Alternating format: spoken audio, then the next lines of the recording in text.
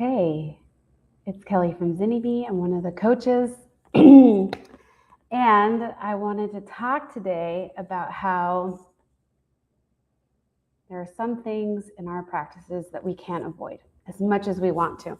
And I will say that since the GFE stuff has come out, there's been a lot of questions about, do I have to do superbills and all of these things? But even before the GFE, a lot of people chose to go into cash pay practices because they wanted to avoid dealing with the paperwork and the hassle of a third party. But as much as we want to avoid it, it's inevitable. You can't avoid it. We are obligated to provide records to our clients. That is part of care, that's part of our treatment.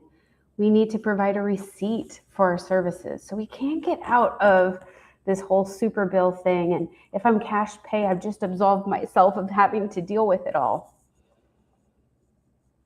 And it's in those moments when we find ourselves trying to avoid and not deal, that's when things can really impact the therapeutic relationship in a way that may not be positive. Because it is the right of the client to ask for a super bill, to have a copy of their records, to be able to seek reimbursement, even if you choose to be a full cash pay practice. Now, electronic healthcare records and software and things like that have made it a lot easier, which is awesome. So that kind of takes some of the hassle out of it. But I think the more educated we become about things and the more we lean into creating processes, it'll make our lives a lot easier. Hi, Beth Medina. It's good to see you. It's good to see you too. Well, virtually see you. And y'all can post your questions here if you want. So before the GFE, there's been issues that have come up more than just the super bill, you know.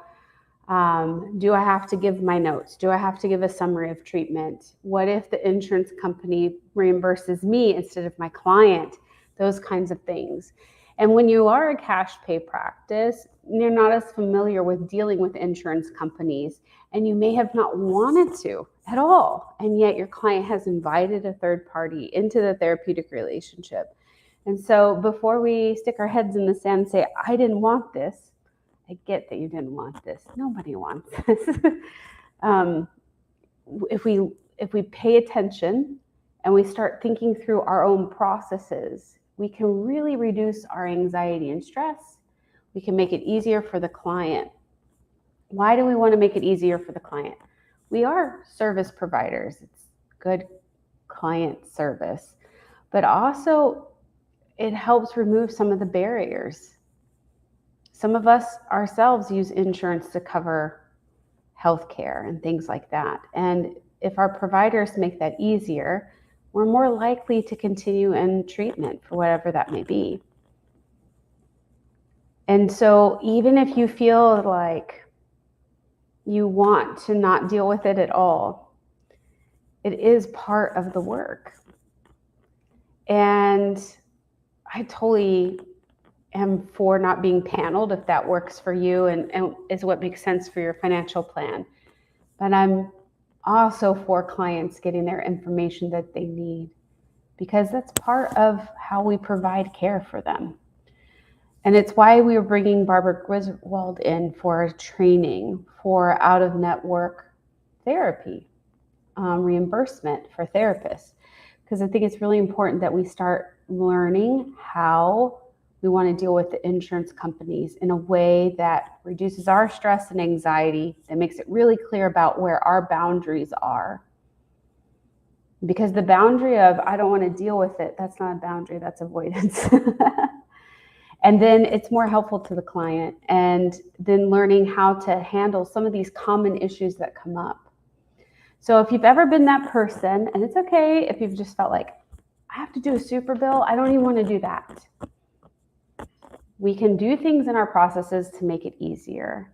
And if we do our super bills accurately, it improves the chance of reimbursement for our clients. All these things allow for better accessibility and better client care. And also, it's still pretty stressful to stick your head in the sand. we may think it's not, but there's also kind of like a burden that we're carrying of all the stuff we don't want to deal with. So if we lean in a little bit, in the long run, it does reduce your stress as well. And that can be felt in the therapeutic relationship, right? Time and time again, I've talked to people who are on panels and are doing work that they love, but they're in a relationship with a panel that is oppressive, that has high clawback rates, poor reimbursement rates. And it shows up in the burnout of the therapist. It shows up in the therapeutic relationship. And while they love working with their client, they also in the back of their mind are carrying, this is just going to be a lot more work outside of session with the billing, or I may not even get paid for this. And that takes its toll, right? The system of the business takes a toll on the therapist and impacts the therapeutic relationship.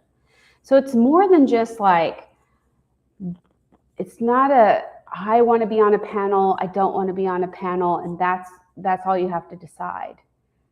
There's lots of other things behind the scenes that are going to impact us whether or not we're on a panel, and none of us are fully paneled on everything. So we all have to deal with this out-of-network billing stuff. And we'd love to help make it easier for you. So we'd love it if you joined our training. It's free. We're paying for Barbara Griswold. It's our way to give back, is to offer these trainings. We're paying for her to come in. She's going to do an hour training plus a 30-minute Q&A, which is going to be phenomenal. And if you know anybody who is struggling with this, like the GFB stuff, and just, I don't want to deal, I just want to see my clients. This is why I became a therapist, not to do all this paperwork. A little bit of education and support and community can go a long way in helping reduce that stress, because there's stress and avoidance, and lean into the stress of really like creating something that works for you and your practice. If you have questions now, feel free to post them, but share this with colleagues. We need to have more complex conversations than turning it into a moral issue of if you're on a panel or not. We all are not on every panel, and so we all need to talk about how do we handle the billing side when we're not on a panel, and let it be more about creating systems that work for us and our clients. It's a win-win, even in the effort to avoid dealing with some companies that are not great. So we would love to see you at the training. Share this with your colleagues, and I'll see you next week. Bye.